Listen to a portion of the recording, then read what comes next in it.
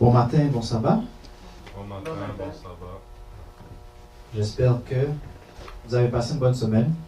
Yes. Et puis, sa semaine a été difficile, mais vous êtes à la bonne place. À force de me répéter, je pense que les gens vont comprendre. Ce matin, on s'entend... Bon, on vient de terminer une série. Et puis là, on arrive pile dans le moment du temps des fêtes. Alors, on s'entend que la thématique du jour, on va prendre l'opportunité de ce temps, de cette saison, pour discuter un peu de, on va dire, le point de vue chrétien qu'on devrait avoir face aux événements là, qui sont à venir. Par rapport d'ailleurs, Charlotte à ma femme pour le titre, la raison pour la saison. En fait, c'est une expression en anglais, là, the reason for the season, mais elle a dit, on devrait l'appeler comme ça, c'est une bonne idée, ça. Je ne vais pas prendre tout le crédit, right? Ça sonne bien, tout ça, c'est elle qui a avancé. Juste avant de débuter, faisons une courte prière. Seigneur, nous te remercions pour tout ce que tu as fait pour nous. Nous te remercions pour les bénédictions que tu nous as données, que tu as été avec nous, que nous le remarquons ou pas. Et nous te demandons d'être avec nous ce matin pendant que nous passons un moment avec toi, pendant que nous passons un moment ensemble, Seigneur. Fais en sorte que le message ne vienne pas directement de moi, mais plutôt de toi. Et puis ouvre nos cœurs pour que nous puissions recevoir le message personnel que tu as pour nous, Seigneur. Bénis-nous, protège-nous, guide-nous dans ton Fils Jésus. Amen. Alors la raison pour la saison. Alors on s'entend, on va parler un peu là de Noël. Je sais qu'on n'est pas le 25, on n'a pas de service le 24, 25, mais on va prendre le temps aujourd'hui, le 21 décembre. Avant de débuter, ce sujet, ça me fait penser à certains là, qui ont déjà fêté Noël, ouais. Ça fait penser à certains souvenirs quand tu es enfant. Ouais, souvent, même rendu à un certain âge, les souvenirs qu'on a du temps des fêtes ou de ce type d'événement-là, ça commence dès la jeunesse. Moi, je viens pas j'étais converti, mais en tant que personne qui vient d'une famille italienne, right, c'était ce que j'appelle moi les Christmas worshippers, hein, ceux qui louent Noël.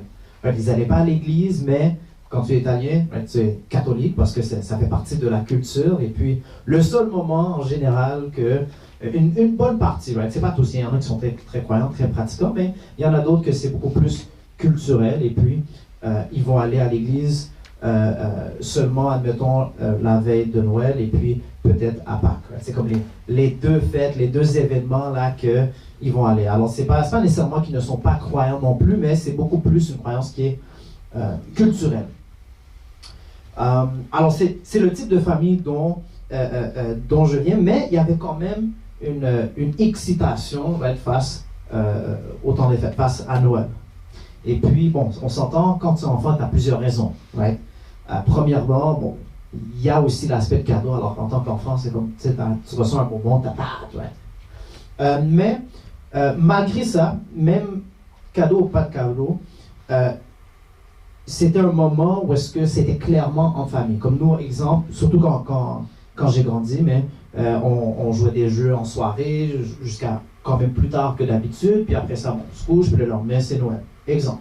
Alors, c'est un moment où est-ce que tu vas avoir plus d'activités ensemble, entre familles. Ça ne veut pas dire que tu ne l'as pas à d'autres moments, mais tu vas prendre plus de temps avec la famille, puis certains, mais c'est une opportunité de voir d'autres personnes de la famille qu'on voit, admettons, 4 fois pendant l'année, mais ça, c'est une des fois qu'on va les voir, right? Soit la veille, soit le jour de Noël. Et puis, le temps des fêtes, Noël, c'est toujours un temps où est-ce que tout le monde est comme joyeux, tout le monde a hâte, il y a des lumières partout, les gens ont une certaine joie. Right? Alors, c'est un peu le souvenir que j'ai quand je pense à Noël quand j'étais plus jeune. Mais à force de vieillir, les choses changent. Right? Nous-mêmes, on vieillit, on change. Mais aussi la culture, la société évolue, la société change. Je dis évolue, mais c'est plutôt change. C'est peut-être un meilleur mot. Alors, on réalise et on remarque certaines choses. Premièrement, même aujourd'hui, de dire joyeux Noël, c'est pas nécessairement politically correct. Right? C'est pas correct politiquement. Il faut faire attention, pas tout le monde célèbre Noël. C'est comme un tabou presque. Right? Alors là, ça c'est un changement culturel qu'on voit maintenant. Aussi, et ce problème-là a toujours existé, mais de plus en plus, on dirait que ça avance. Right? On parle beaucoup de consumérisme. Right? Alors le fait que Noël c'est devenu un moment d'acheter des cadeaux, donner c'est tout basé sur les cadeaux. Et puis c'est tout basé sur acheter plein de choses, et puis dépenser, et puis vraiment beaucoup moins un aspect religieux et beaucoup plus un aspect, on va dire, commercial, c'est le mot que je cherche, merci beaucoup. Alors on voit que l'angle de Noël est comme différent que quand on regarde il y a dans le temps. Et quand, bon, on s'entend, je ne suis pas si vieux que ça, j'ai pas 60 ans pour savoir 1960, c'était comme ça, mais nous-mêmes, même si on est jeune, on peut le voir, et puis on peut même voir la différence entre il y a 30 ans et entre maintenant. Il y a quand même, on voit un changement de ce que ça représentait avant comparativement à maintenant. On voit également que la société, les familles sont beaucoup plus distantes, beaucoup plus séparées. Il y a beaucoup moins d'unisson dans les familles même quand moi j'étais jeune.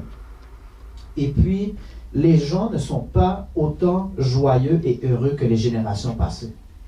On voit beaucoup plus, on voit exemple une augmentation de dépression, et même pendant le temps des fêtes. Pendant que c'était un moment qui était supposé de, comme, on va dire, pallier, c'est comme une opportunité d'être plus joyeux, mais on voit moins ça maintenant. Puis il y a une partie, c'est en le réalisant, mais il y a aussi une autre partie, on voit que c'est une tendance culturelle. Alors l'objectif de ce matin, très simple, c'est de ramener à la surface l'importance de Noël, du temps des fêtes, de ramener un peu cette joie-là, mais aussi de démontrer pourquoi est-ce que c'est pas quelque chose qu'on devrait juste mettre de côté. En tant que, pas seulement événement personnel, mais en tant qu'événement culturel. Alors ça provient de où? Ça c'est quand même quelque chose d'intéressant. Alors les rumeurs sont vraies. Les rumeurs que vous avez entendues, ils sont vrais. Quelles rumeurs qu'on a entendues? La vraie date de la naissance de Jésus, parce qu'on s'entend, je pense que la majorité des personnes qui ont entendu de Noël savent que l'origine, c'était la naissance de Jésus. Mais la vraie date, elle n'est pas officiellement connue.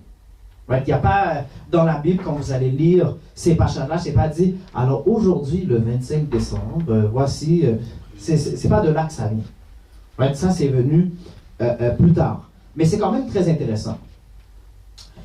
Pourquoi je veux aussi parler de date, c'est que je vais partager un peu d'informations, mais malgré qu'on ne connaît pas la date officielle, je vais quand même soutenir le point que c'est quelque chose qui devrait être célébré d'une certaine façon et qu'on ne devrait pas juste le mettre de côté.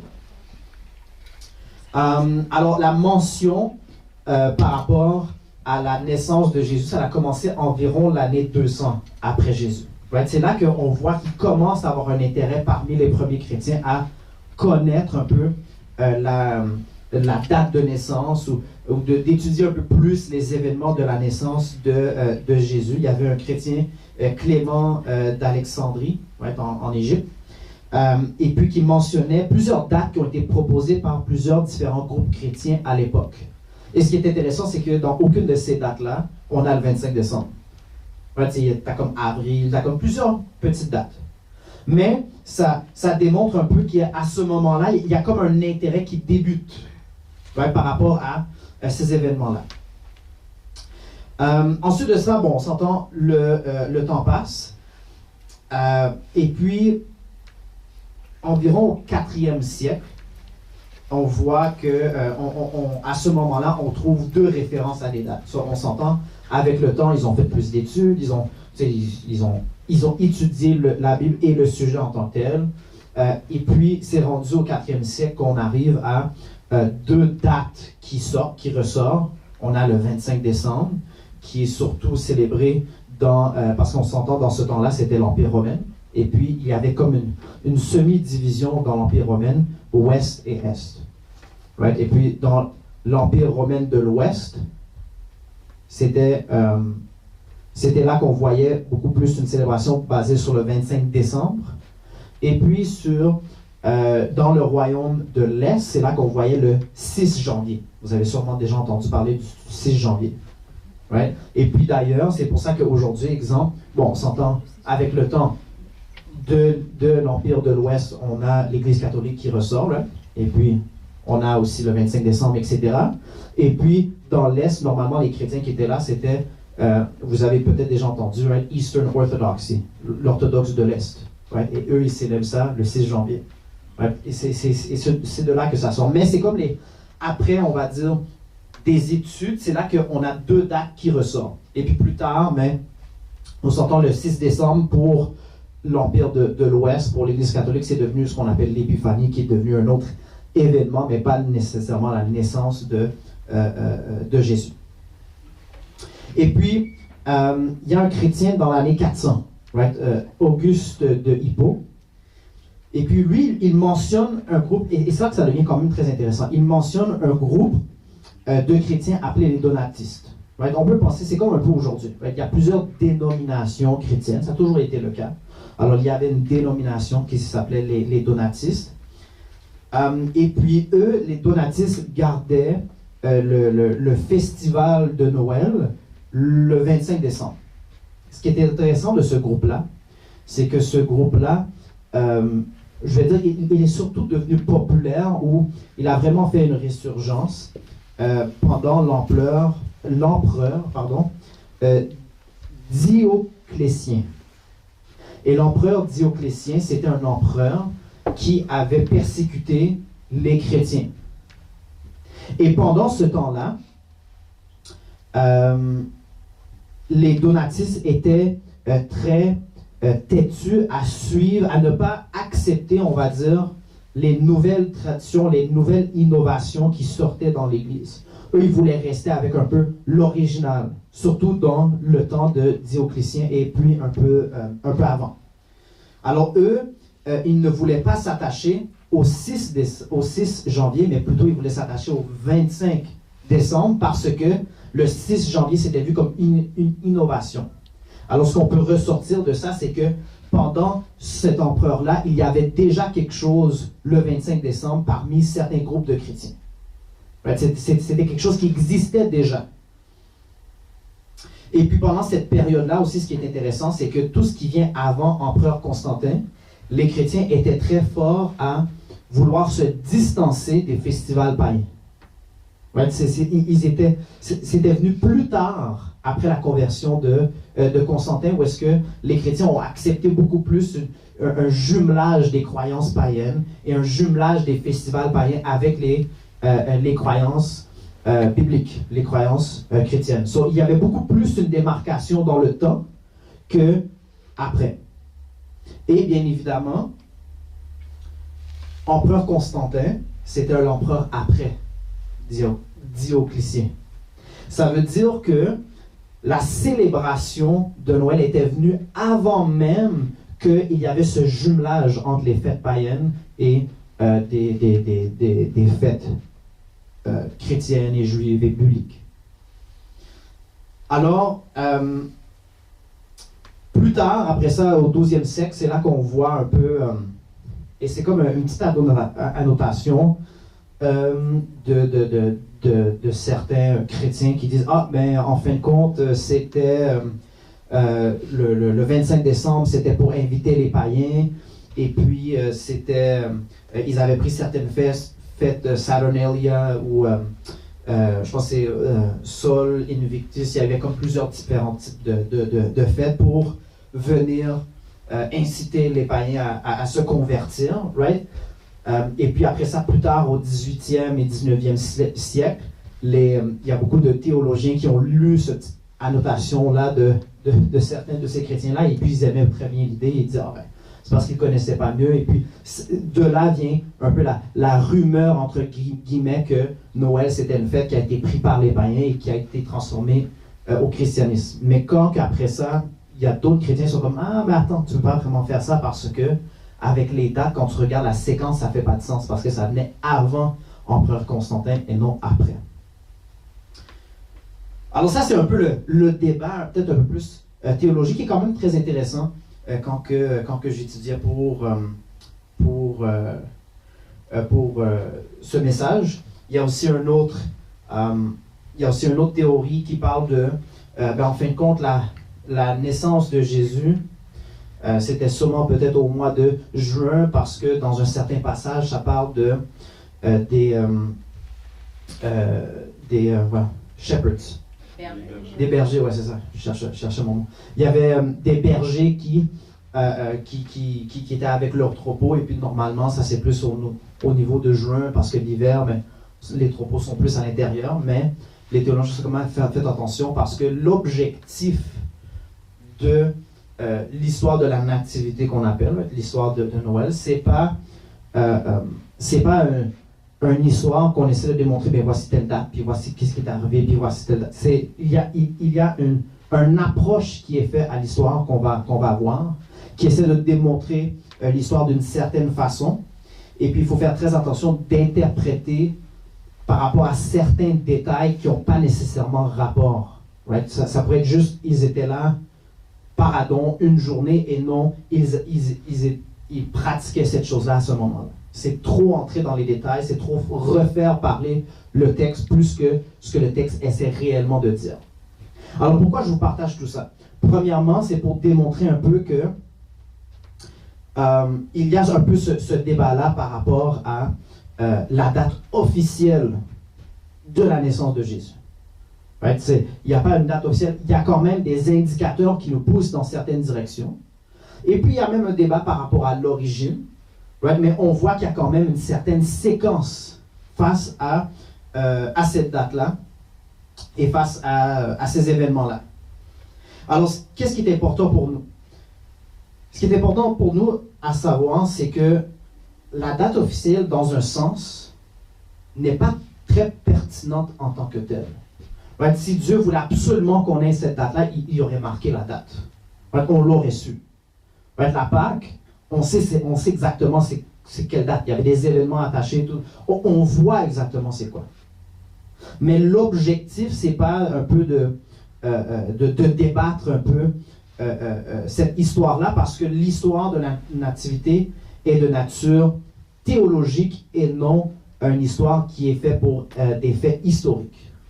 Right? Il y a un message, il y a une approche derrière cette histoire-là qui essaie de présenter les choses d'une certaine façon. Dieu veut qu'on connaisse l'importance de cette histoire-là et non la date que ça s'est réellement arrivé. Right? Alors, malgré ça, ce matin, on va quand même voir pourquoi est-ce que ça serait important de participer à une bonne approche par rapport à cette célébration. Alors, c'est quoi l'histoire de la nativité? Mais pour bien comprendre cette histoire-là, on doit voir un peu l'histoire qui vient avant. Right? C'est rare qu'on va au cinéma, un film de 2 heures, puis on commence le film à 1 heure. 1 heure après que ça a débuté.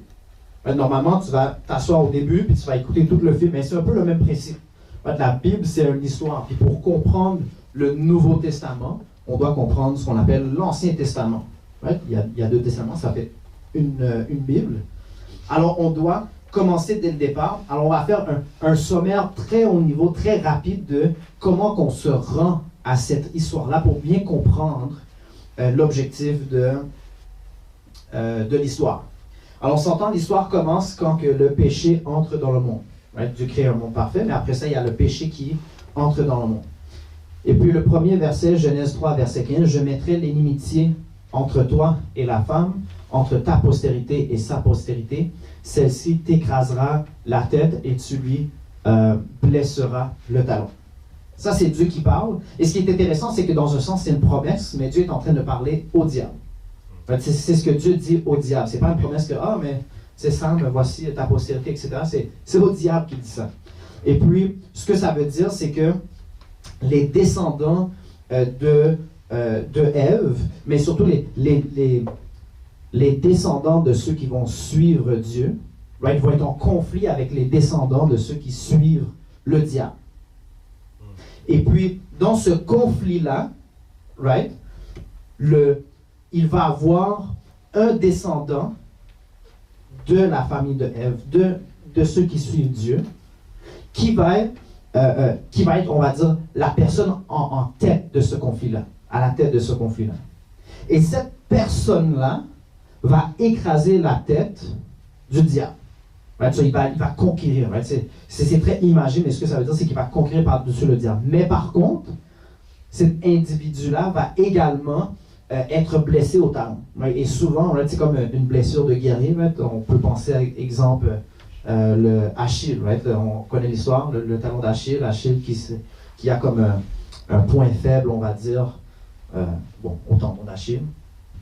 Right? Alors c'est comme une blessure de guerrier. Alors, il va se faire blesser par le descendant du serpent ou par le serpent, mais il va quand même conquérir. Alors, on voit ici, c'est comme une première promesse. Puis Genèse, c'est le premier livre. Right? So, imaginez, la Bible a 66 livres au total, a comme des milliers de pages, des milliers de versets.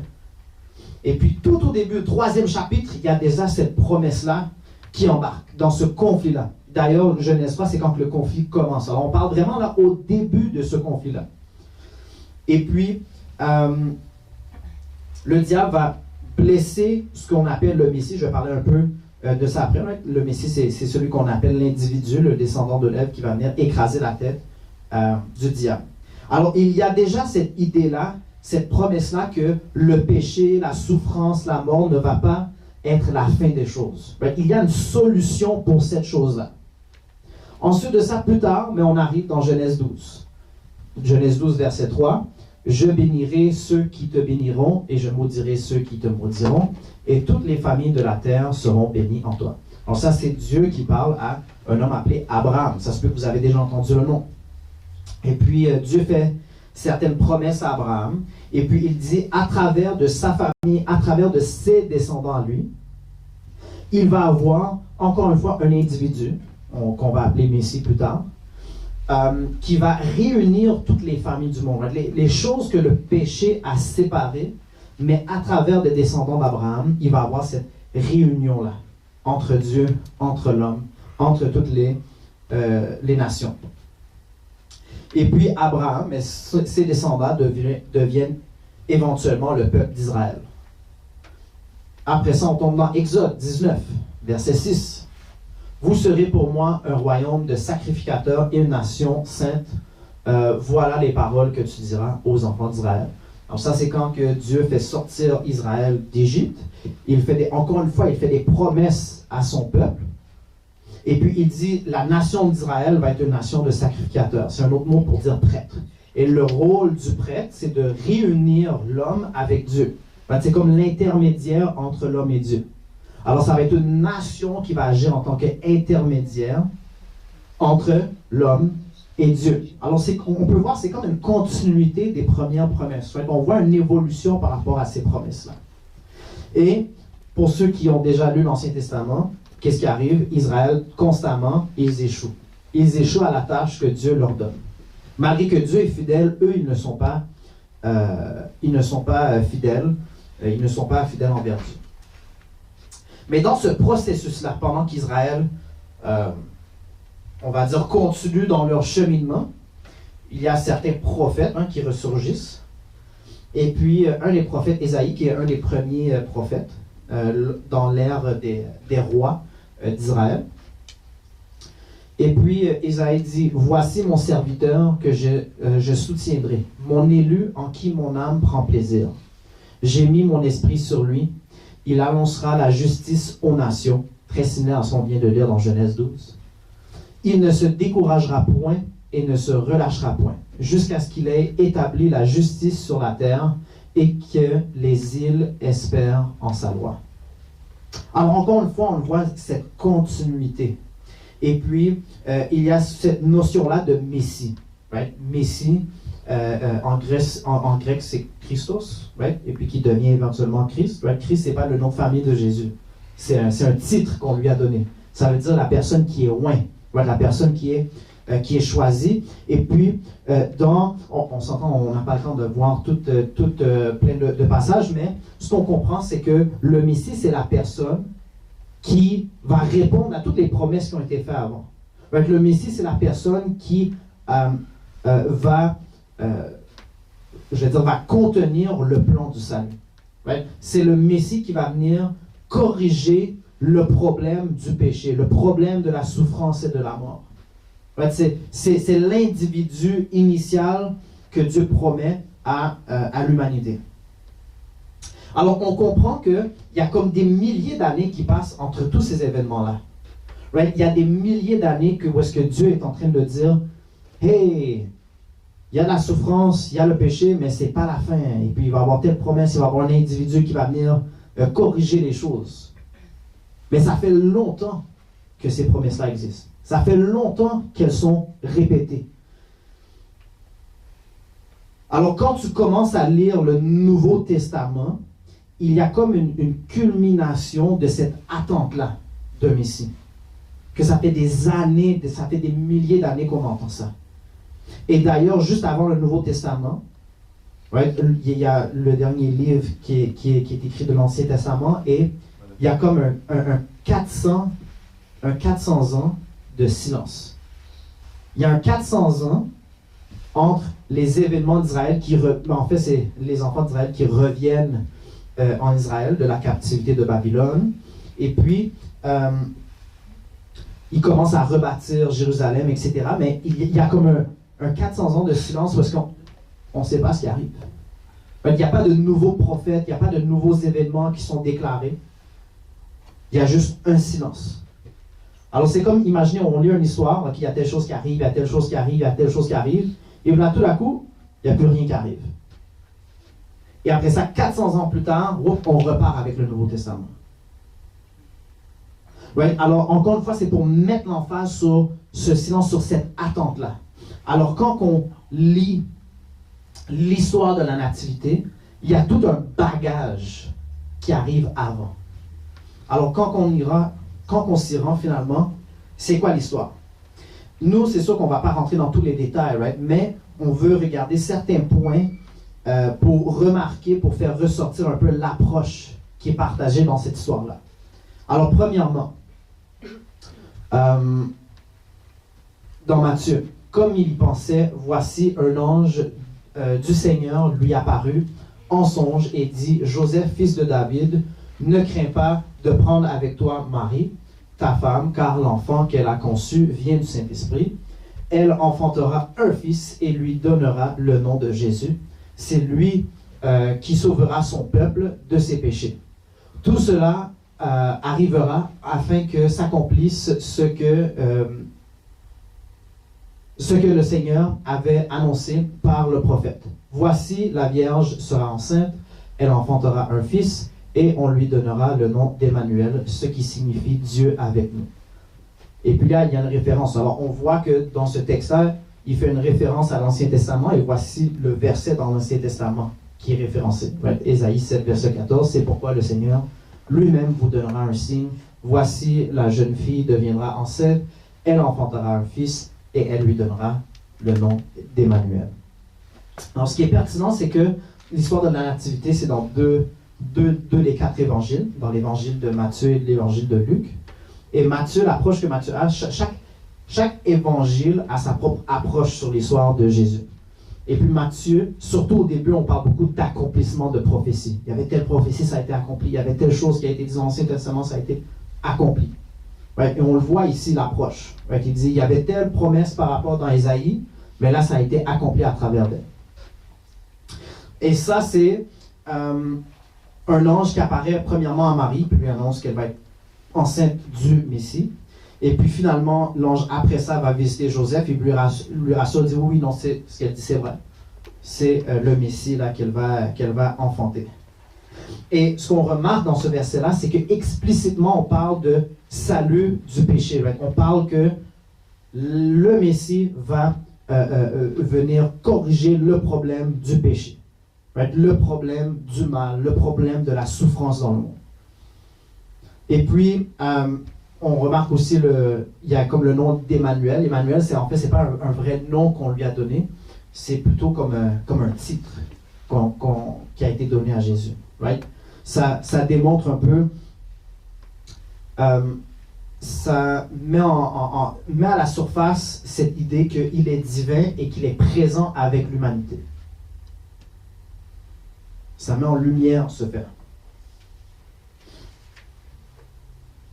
Alors, on parle ici, premièrement, l'accomplissement du fait qu'il y a un sauveur, right, qui a été promis.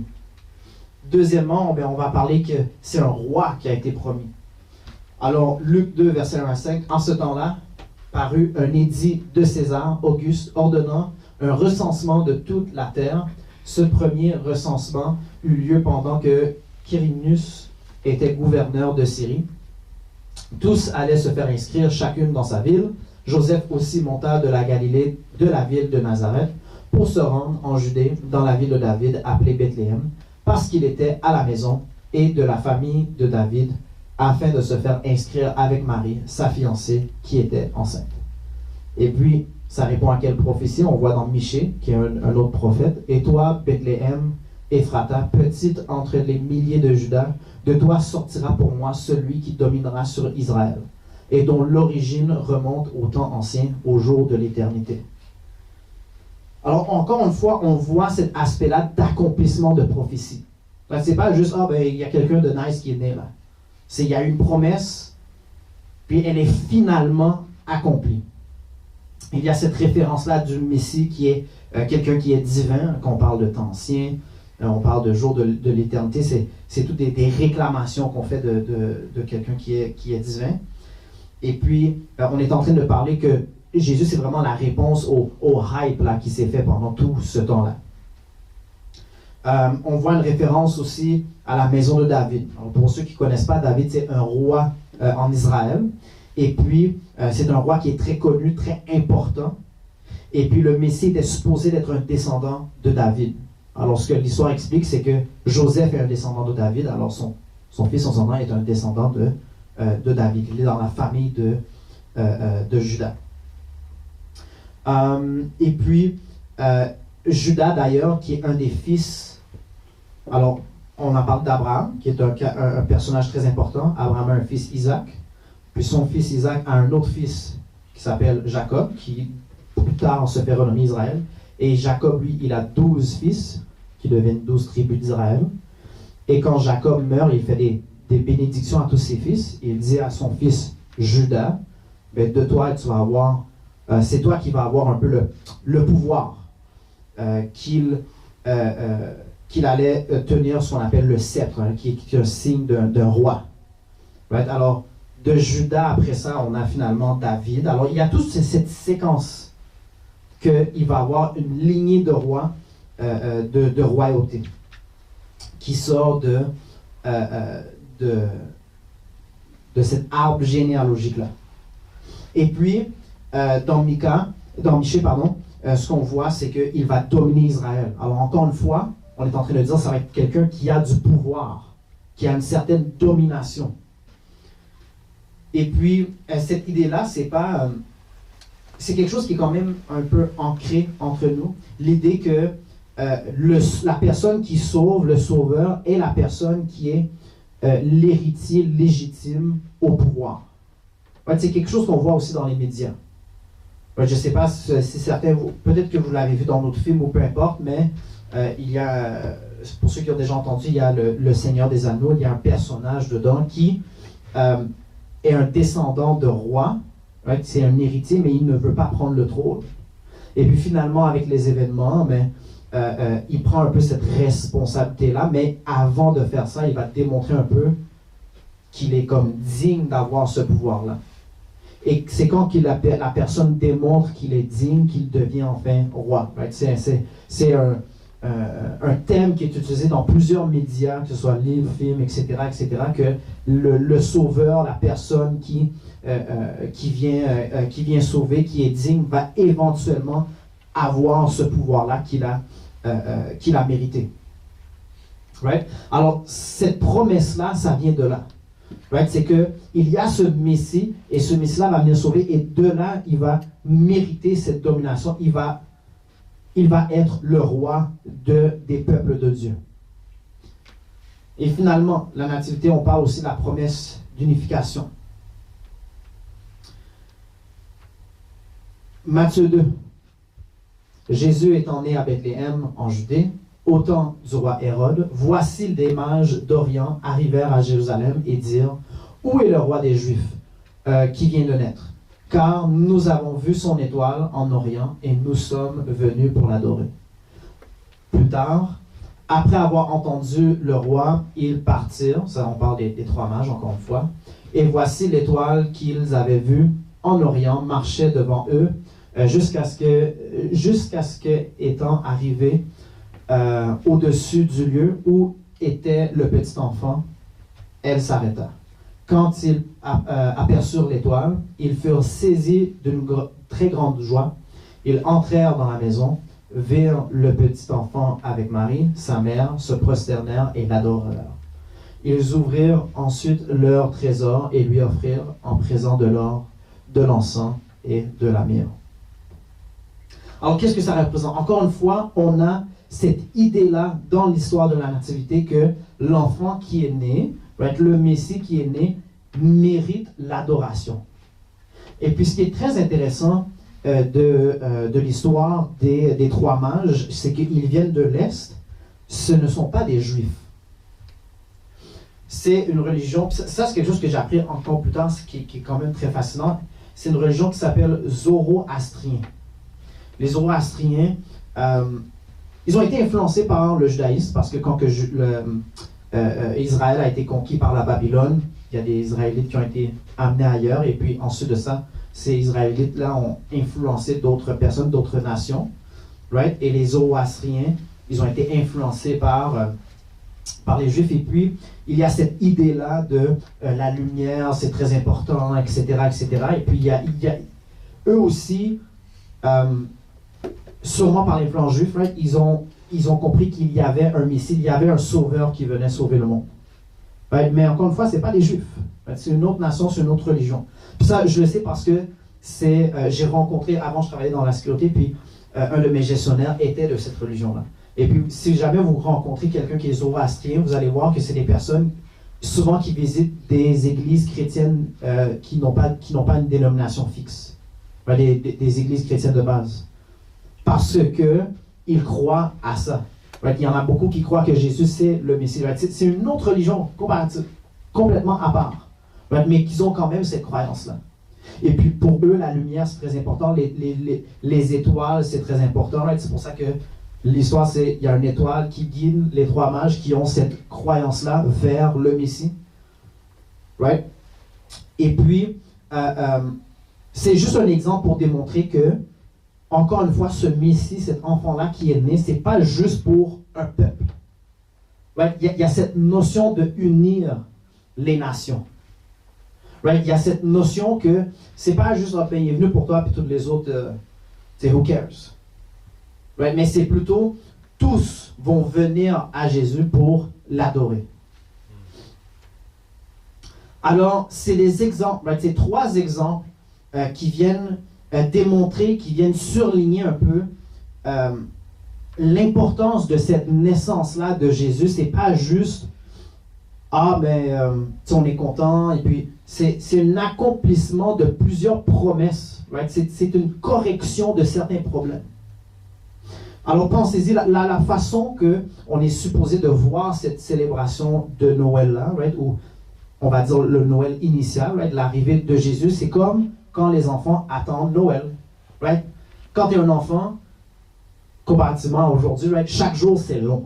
Right? Aujourd'hui, on a toujours des choses à faire, les journées ça passe vite, mais quand tu es enfant, là, puis tu t'amuses, puis que tout va bien, là, les journées sont longues. Puis quand il y a un événement qui s'en vient, right? Tu as toujours hâte, puis ça dure des jours, puis on dirait que c'est long, il y a comme tous une anticipation qui vient avec ça. Mais quand on regarde cette histoire-là, on est supposé d'avoir c'est une réponse à cette anticipation-là. Ouais, quand le jour est arrivé, tu es comme « Yes! » Ouais, mais c'est un peu ça le principe derrière cette histoire-là. C'est pas juste « Oh, il y a un bon bébé qui est né, puis il est cute, puis là, il fait plein de choses. Ouais, » Il y a toute cette histoire et ce bagage-là qui vient. Alors, c'est un message vraiment d'espérance. C'est un message qui vient démontrer un peu que la solution du péché, la solution du mal, la solution de la souffrance est finalement arrivée. Que le temps est finalement arrivé. Ensuite de ça, il y a la vie, la mort et la résurrection de Jésus qu'on ne va pas voir aujourd'hui, right? Mais c'est comme tout, ça commence avec sa naissance et puis là, ça continue jusqu'aux événements de sa mort et sa résurrection. Alors, pourquoi s'intéresser à nous, cette saison-là?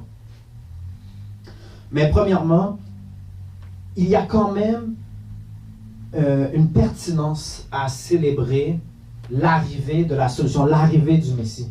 C'est pas mauvais, en fait, c'est quand même très important, right, que quelque chose est arrivé, qu'il y a une solution qui est venue. Malgré que ce qui est encore plus important, right, c'est la Pâque, parce que pour que ce que ça représente, mais l'arrivée également, c'est une source de réflexion.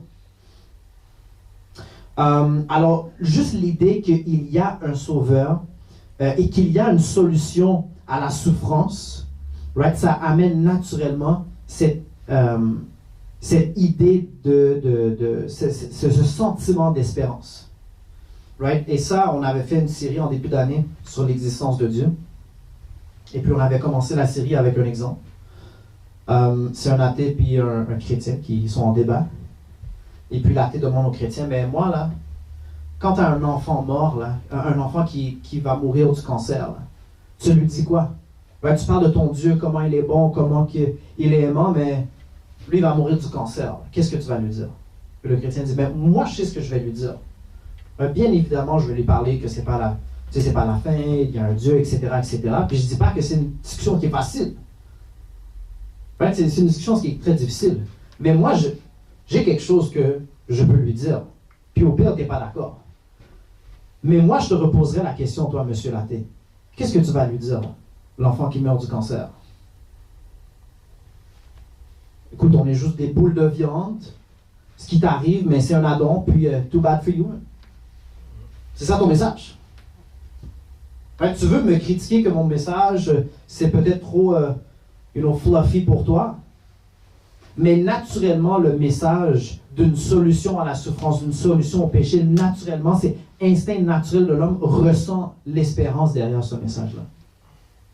Et ça, même un athée peut l'admettre. Right? Alors, cette célébration est supposée d'être intimement liée avec ce sentiment d'espérance-là. Et puis, quand que tu penses à ces choses-là, quand tu réfléchis à ces choses-là, avec le temps, tu remarques que c'est très difficile à croire que tout ça, c'est pour rien. Right? C'est quand même une grande réclamation à faire, de dire « Ah, mais tout ça, c'est pour rien, c'est juste des addons. » Et puis, mais pourquoi est-ce qu'on devrait célébrer ça le 25?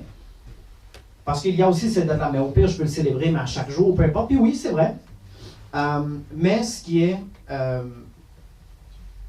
pertinent aussi à savoir, c'est que si tu n'as pas une meilleure date, c'est quand même mieux que tu le fasses sur la date du 25, considérant, bon, c'est là où est-ce qu'on a beaucoup d'appui, mais le fait que la culture le célèbre, ça devient une opportunité, parce que l'objectif, c'est pas que ça soit pour toi, right? Mais c'est supposé d'être un événement communautaire. So, si toi, tu vas avoir une date, toi, tu vas avoir une date, toi, tu vas avoir une date, on a comme manqué le bateau. Right? Il y a l'aspect communautaire qu'on n'a pas vraiment capté. Alors, et d'ailleurs, aujourd'hui, on parle souvent de la division. Right? Tout le monde est divisé, tout le monde sont toujours en conflit. Et puis, on remarque que les gens partagent plus les mêmes valeurs qu'ils partageaient avant. Right? So, c'est peut-être le temps qu'on partage certaines valeurs ensemble.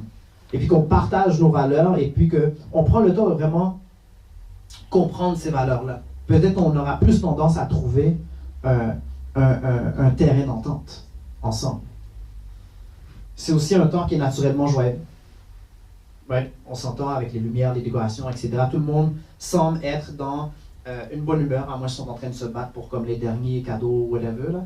Mais en général, right, les gens sont heureux, les gens sont en congé aussi des fois. Les enfants sont en congé, eux sont très heureux. Right? Et puis ça aussi, pour moi, c'est comme un indicateur d'une certaine véracité derrière ces événements-là. Dans le sens qu'on remarque que malgré que l'objectif des principes de Dieu, c'est pas pour être utile, mais qu'il y a une certaine utilité derrière eux. Right? Il y a certaines conséquences derrière eux. Ouais, on remarque, exemple, il y a eu beaucoup de mouvements sociétals dans les dernières 80 années. Et puis avec le temps, on remarque que on suit les préceptes bibliques, mais on a une tendance beaucoup plus élevée à être heureux, puis une tendance plus basse à être dépressif.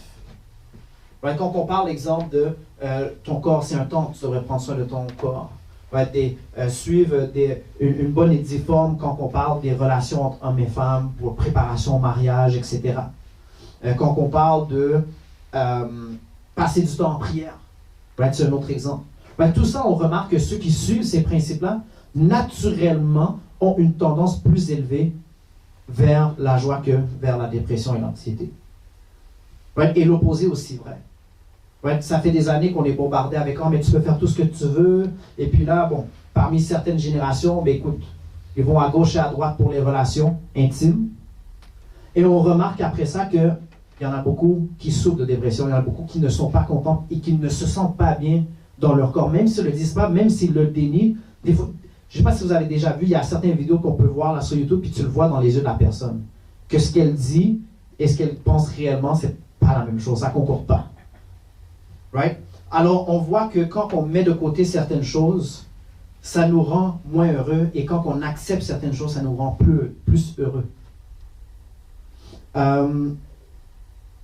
Et puis, ce qui est quand même très, je ne vais pas dire surprenant, mais ce qui est très, je vais dire drôle, mais pas dans un drôle haha, mais c'est ironique, right? La société aujourd'hui ont beaucoup plus une tendance à vivre une vie qui est plus hédoniste, right? Basée sur le plaisir, mais pourtant, le niveau de joie réel est comme plus bas. Right? Alors, au lieu de se concentrer sur quelles sont les choses qui vont réellement me rendre joyeux, les gens se concentrent vraiment sur le moment et comment ils peuvent avoir du plaisir maintenant. Mais que ça a un impact négatif sur la joie, on va dire, plus long terme. Alors, c'est sûr, en tant que chrétien, moi je vais dire que quand on met de côté les valeurs chrétiennes, mais c'est un résultat c'est normal. Et le plus qu'on le fait, le plus qu'on va aller dans cette direction-là. C'est un moment pour donner. Ouais. Même parmi chrétiens, non-chrétiens, il y a comme cette tendance, il y a toujours des charités. Nous-mêmes, on prend l'opportunité de ce moment-là pour donner. Mais aussi la croyance chrétienne, c'est que de la même façon que nous, on a reçu gratuitement, mais on va donner gratuitement. Pas parce qu'on est super riche, right? Mais parce qu'on est encouragé à avoir cette perspective-là de générosité envers ceux en besoin. Et des fois, c'est de l'argent, mais des fois aussi, c'est de notre compagnie. Tu sais qu'on parle d'être en relation avec d'autres personnes. Des fois, les gens ont besoin de notre présence. Il y a des personnes qui sont super riches, mais ils n'ont personne. Ouais. Sur leurs besoins, eux, ils n'ont pas besoin là, de la nourriture. Ouais. Ils ont besoin de la compagnie. Des fois aussi, c'est de la prière. Ouais. Peut-être que les gens pensent que c'est « Ah, mais c'est bizarre, pourquoi les chrétiens prient pour d'autres personnes qui ne sont pas croyants? Ouais. » Mais tu n'as pas besoin de croyance, c'est moi qui est croyant. Et on va quand même prier pour d'autres personnes. Right? Alors quand un chrétien prie pour toi, c'est pas parce que, oui, il aimerait ça que tu te convertisses, on s'entend, tout chrétien aimerait ça, parce que c'est ce qu'il croit qui est mieux pour toi, mais c'est pas juste, je prie, puis là, la personne va absolument se convertir. Right? Ils prient parce qu'ils veulent de votre bien. Right? Alors c'est un moment d'être généreux dans notre temps de prière pour les autres. Et quand les communautés ont cette culture-là de donner, les communautés deviennent plus fortes. Right? Et les gens, souvent on entend parler de gouvernement, mais le problème c'est que le gouvernement, c'est pas la solution, les gens le sont. Right? C'est les communautés, c'est quand les communautés sont fortes, c'est là qu'on est en mesure de trouver des bonnes solutions à des problèmes qui sont plus culturels ou sociétals. Et finalement, c'est un moment de convivialité. Right? C'est un moment de famille, d'être ensemble, on parle de paix, on parle d'amour. Quand on regarde la société aujourd'hui, les familles, elles sont plus unies ou moins unies? Moins unies. Oui, tu n'es pas d'accord avec moi? Oui, parlons de temps des fêtes, oui. Right, mais même en général, puis même d'ailleurs, quand on compare le temps des fêtes maintenant à avant, c'est pas la même chose.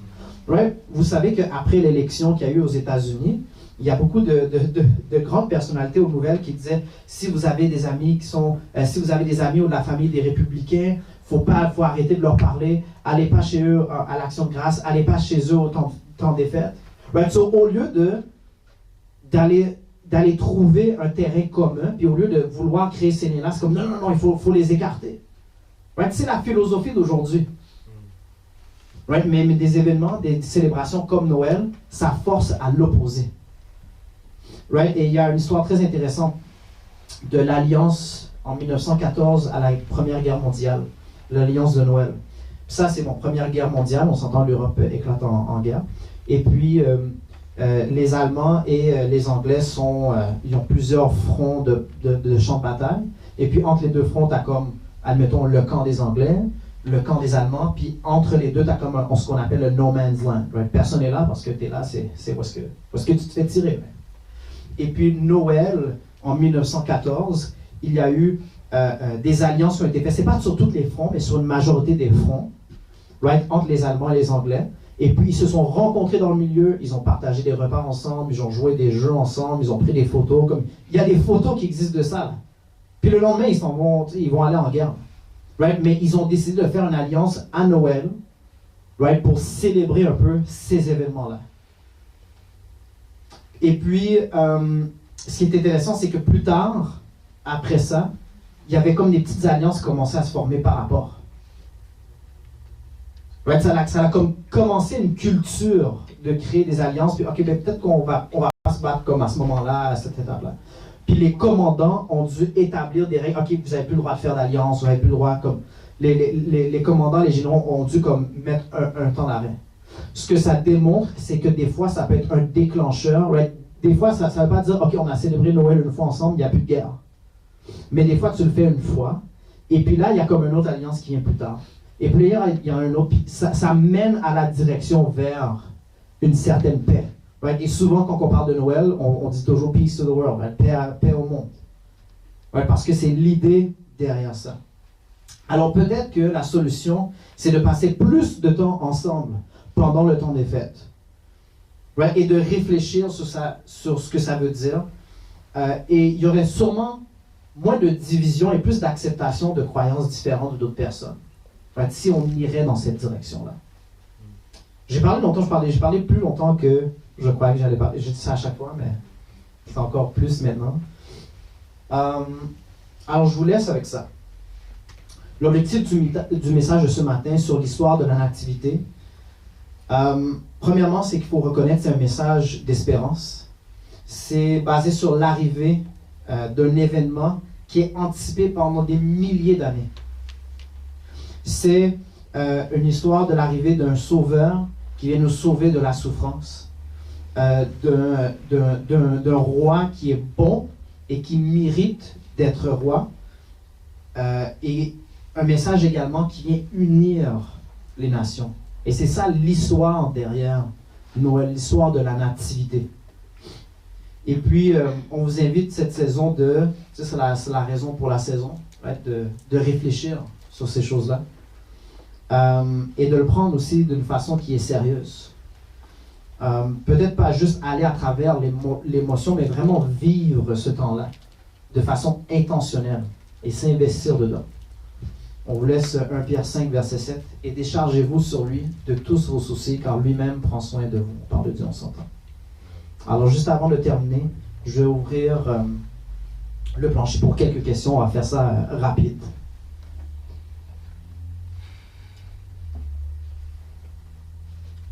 Claudia.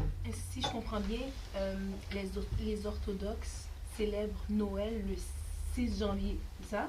Oui, la question c'est, les orthodoxes, ils célèbrent quelle date? Je pose la question comme ça. Oui, ils célèbrent le 6 janvier. Okay. Mais pour l'Ouest, dans le fond, c'est ce qui a été déclaré comme l'épiphanie, le jour où est-ce que les trois mages sont arrivés à Jésus. Mais eux ils célèbrent le 6 janvier, Noël en tant que tel, comme la naissance de Jésus. Okay. Ouais. D'accord, merci. Yes, Ludo. Ce que je comprends du message, tu me dis, tu me corriges moi si c'est de pas tant se concentrer sur c'est le fait que Jésus est pas né le 25 décembre, sur l'exactitude de la date de l'événement, mais plus sur la célébration que Jésus est né. Et sachant que culturellement, dans notre culture actuelle, ça se fait le 25 décembre, de profiter de cette occasion-là pour le faire aussi en écartant le plus possible tout ce qui est consumérisme, etc. Et de l'utiliser un peu à notre manière pour célébrer la naissance de Jésus. Oui, c'est ça. So, pour répéter un peu ce que Ludo a dit, okay. Un résumé là, du message, c'est que la date, en effet, n'est pas si importante que ça. Ce qui est important, c'est cette réflexion-là de l'histoire de la nativité et de prendre l'opportunité du 25 décembre, tant qu'à être, de s'investir dedans, de l'utiliser à notre manière, un peu ce que Ludo disait, pour célébrer ces événements-là, l'utiliser également pour peut-être inviter, pour s'investir dans ces principes-là et de créer un peu ce sens de communauté-là. Mais en effet, l'important, c'est pas est-ce que c'est la bonne date ou pas. Au pire, on l'a choisi culturellement, puis ça va être ça. Right? Pourquoi est-ce que le 3 décembre, c'est le jour, ça fait du travail? Comme personne ne se bat, non, c'est pas le 3 décembre, il faudrait que ça soit le 5. Right? On n'a pas ce débat-là. Alors, l'important, c'est vraiment le principe derrière, les événements derrière, et vu que ça existe culturellement, prenons avantage de ça. Okay. Oui, t'es le dernier. Si quelqu'un nous dit Joyeux Noël, qu'est-ce qu'on répond? Oh, la question de William, c'est si quelqu'un nous dit Joyeux Noël, qu'est-ce qu'on répond? On lui lance de l'eau bénie, puis on... Non. Personnellement, moi, je suis complètement à l'aise de répondre Joyeux Noël. Il fut un temps que j'étais pas à l'aise, en tant que parce que c'est pas nécessairement la date derrière, right? Mais par contre, quelqu'un me dit, là c'est sûr que tu es au magasin, au pire, que tu le dis ou tu le dis pas, tu as passé à côté. Là. Mais, admettons que c'est un proche, right? De répondre ça, puis d'avoir, de carrément l'utiliser comme discussion, comme porte d'entrée pour peut-être une discussion un peu plus spirituelle. Right? Des fois, c'est aussi la solution, right? Mais c'est pas, je ne crois pas que tu vas te faire châtier par Dieu parce que tu as dit Joyeux Noël. Je pense que c'est un peu ça la question. Mais déjà, je pense que vous voulez réagir. Ouais. J'avais une question un peu en continuité avec ce qu'il dit. Dans le fond, tu nous encourages à profiter du temps des fêtes pour faire du bien ou que la Bible nous recommande de célébrer la naissance de Jésus? La Bible nous recommande, oui, dans un sens, je vais dire dans un sens, parce qu'après ça, il y a beaucoup de choses qui sont attachées à cette célébration-là. Hein. Mais la Bible, elle encourage cette célébration et cette réflexion-là sur la naissance de Jésus. Et d'un point de vue de le Messie est arrivé, right? D'un point de vue que les promesses ont été accomplies. Mais on s'entend, ce qui est plus important que Noël, ça va devenir la Pâque. Right? Mais il y a quand même cet encouragement-là, right? De réfléchir sur ces événements. Tu sais, quand on réfléchit sur Jésus, c'est pas vrai qu'on va dire on va seulement réfléchir sur la résurrection, la mort, sa vie, mais on s'en fout comme du reste. Right? C'est un package deal, it all comes together. Je veux dire, ça vient ensemble. Alors oui, il y a cet encouragement-là. Maintenant, la façon que c'est fait, c'est là qu'après ça, tu sais, ça devient un peu plus débattu. Right? Mais le principe en tant que tel, oui, c'est quelque chose qui est important, qui fait partie un peu de la culture, on va dire, chrétienne. J'espère, est-ce que ça répond bien à ta question? C'est important parce que ça, à cause des prophéties, comment la Bible l'encourage? C'est important parce que, oui, en effet, c'est le fait que la solution est venue, le fait que Dieu a accompli ses prophéties après tout ce temps-là, right, ça devient quelque chose c'est comme un témoignage. Right? C'est une chose de dire Dieu a fait plein de promesses. C'est une autre chose de dire Dieu a fait plein de promesses pendant comme 4000 ans, puis après ça, finalement, la promesse a été accomplie. Puis voici le début de l'accomplissement. Voici comment que ça commence, le début de l'histoire, puis voici comment que ça continue. Right? Et après ça, il y a aussi, puis je parlais d'espérance tantôt, mais tu vois, c'est un peu le message. Right? C'est est-ce que nous, C'est là qu'on va plus dans de comment est-ce qu'on pourrait le faire, right? C'est là qu'on vient dans, mais comment est-ce que nous, on va partager cette espérance-là aux autres? Dernièrement, il y a Claudia. Oh, je ne levais pas ma main. Ah, ok, bon, c'est bon. Mais sur ce, juste avant de chanter, on va faire, j'ai oublié de mettre en plus, j'avais question. Oh, beau background. Oh, ok, bon. On va juste faire une prière. Seigneur, nous te remercions pour ce que tu as fait pour nous. Pas juste nous personnellement, Seigneur, mais ce que tu as fait pour l'humanité. Nous te remercions parce que malgré que l'humain n'est pas fidèle à toi, toi tu es fidèle à nous, Seigneur. Tu vois qu'il y a beaucoup de débats par rapport à Noël, que ce soit dans la société ou dans l'Église, par rapport aux dates, par rapport à comment célébrer, par rapport à toutes ces choses-là, Seigneur. Mais permets-nous, Seigneur, de vraiment contempler l'importance, Seigneur, de ton message. Parce que tu aurais pu ne pas mettre cette histoire-là dans la Bible du tout si ce n'était pas pertinent. Alors il y a quand même une certaine importance. Mais permets-nous de lui attribuer la bonne importance, Seigneur. Permets-nous pour ceux qui ont besoin de recevoir le message d'espérance de façon personnelle, Seigneur. Et nous te demandons également de ceux qui ont peut-être une abondance d'espérance de s'assurer de le partager avec les autres, Seigneur. Donne-nous, Seigneur, la capacité de comprendre ta parole, de comprendre qui tu es, Seigneur. Et puis nous te demandons, Seigneur, de pardonner nos péchés et de nous aider, Seigneur, à devenir les personnes que tu veux que nous soyons. Sois avec nous pendant le reste du sabbat. Bénis-nous, protège-nous, guide-nous. Dans le nom de ton Fils Jésus. Amen. Écoutez les chants pour le dernier chant avant les annonces.